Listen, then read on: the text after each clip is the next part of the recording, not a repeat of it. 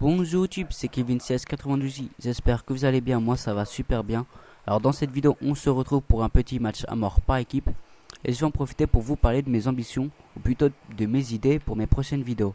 Alors déjà j'ai remarqué que j'augmente d'abonnés et ça fait vraiment plaisir. Du coup je remercie à ceux qui s'abonnent et qui me suivent mais aussi à ceux qui pubent et du coup qui m'aident à avancer. Je vous en remercie du fond du cœur, vraiment continuez, vous gérez en tout cas. Alors je me suis rendu compte aussi que la qualité vidéo n'est pas si mauvaise que ça.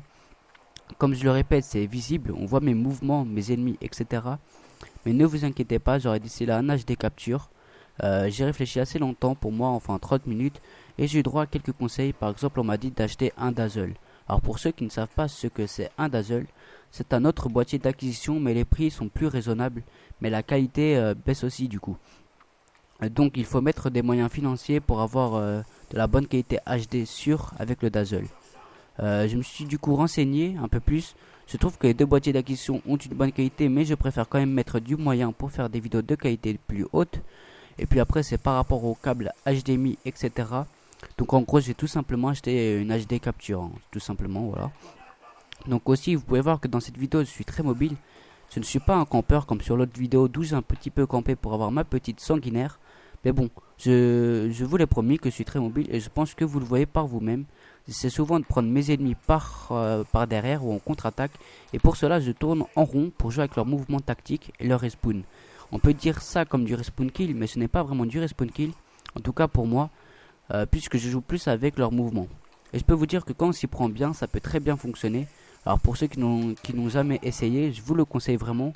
Essayez et dites-le moi en commentaire si cela vous aide. Alors si vous êtes intéressé par ma classe, même si elle n'est pas superbe, c'est comme arme principale la PDW. J'ai préféré de ne pas avoir une arme secondaire pour mettre un peu plus dans mes atouts, ou mes accessoires d'armes principales tout simplement. Et grâce à ça, je peux me concentrer sur mes mouvements, voilà, et ceux de mes ennemis, et pas sur l'arme que j'utilise puisqu'elle est assez complète. Alors je suis un très bon lanceur de grenades, mais quand je me rate, c'est pas qu'un peu. Alors la preuve, voilà, donc j'essaie de lancer une grenade à la vite fait et je me rate complètement et bêtement je ne cherche pas à m'enfuir mais à me cacher derrière les voitures sachant qu'elles allaient exploser. C'est un peu con quoi. Alors mais là vous allez avoir une petite preuve que je lance quand je lance bien une grenade. Alors pas de chance, hein, elle a été esquivée. Mais de toute façon maintenant presque tout le monde a la touche gilet pare-balles. Alors au cas où, hein, puisque de plus en plus de monde utilise le C4, et je peux vous dire que pour certaines personnes cela les aide beaucoup. Par exemple, plusieurs fois la même personne m'a tué d'affilée avec le C4. Il devait sûrement avoir l'atout pillard. Et si mon idée est bonne, cela veut dire tout simplement qu'il comptait ou qu'il jouait beaucoup avec ses C4. Vu qu'il m'a tué quand même beaucoup de fois d'affilée. Puis voilà. Donc parlons un peu aussi de maps sur Black Ops 2. Qu'est-ce que vous en pensez vous? Puisque moi personnellement, je trouve que les maps sur BO2 sont plutôt bien. Malgré qu'il y en a quelques-unes pas super à mon goût.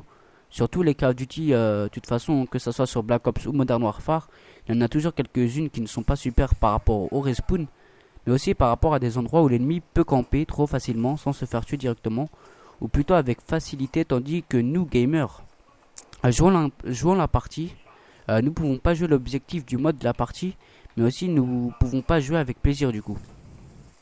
Alors vous, gamers comme moi, qu'est-ce que vous pensez des gens qui ne font que de camper toute la partie? Dites ce que vous pensez en commentaire, puisque moi, je suis d'accord, une personne qui campe 10 secondes pour charger ou envoyer les drones, etc. Mais pas durant toute une partie, quoi. Puisque je trouve que j'ai un bon nombre d'abonnés pour un premier mois, en tout cas dans quelques jours, je souhaite faire une dédicace pour vous tous, puisque vous le méritez vraiment. Alors dédicace à The Kevbury, à Psychose, à Georges, à Dips, à Stop Ta Rage, à mon frère. Merci du fond du cœur, puisque c'est grâce à toi que je peux faire des vidéos sur du BO et etc. sur tout ce qui est gaming pour l'instant. Donc merci à toi. Dédicace aussi à Ruslan Isaef, à Sketchy, Emma, Watson et toutes les autres personnes qui me soutiennent. Merci à vous tous, ça fait vraiment chaud au cœur. Et puis ça prend 2 secondes à mettre un petit pouce vert et à vous abonner. Et puis moi ça me fait vraiment chaud au cœur pendant tout au long de ma chaîne. Donc voilà. Alors dans cette partie, je fais pas un très mauvais score, pas un très bon non plus, mais bon, c'est un score assez raisonnable, si je peux dire ça, pour le niveau type de partie que j'ai fait. Mais bon, j'ai eu pas de chance, j'ai fait 2 colis stratégiques assez pourris. J'ai eu droit à 2 drones. sachant que c'est pas le plus dur à avoir les drones, hein, c'est le premier truc qu'on peut avoir. Mais bon, j'ai fait avec. Je ne sais pas si ça arrive qu'à moi, mais moi des fois j'ai beau enchaîner plein de personnes quoi, de faire des grands score streaks, mes colis stratégiques sont toujours aussi pourris les uns que les autres. Je ne sais pas si c'est un bug ou c'est fait exprès. En tout cas, c'est vraiment saoulant. Mais bon, moi j'en profitais à lancer mon drone très rapidement vu que c'était la fin. Et puis ça met toujours 100 points d'expérience en plus. Puis voilà, donc on fait du 75-40. Et puis j'ai fait du 17-8, donc du 2,13 de ratio, qui est plutôt bien pour une petite partie comme ça du MME. Et puis voilà, donc si vous aimez ma vidéo, mettez un petit pouce vert, sachant que les pouces bleus reviennent un peu.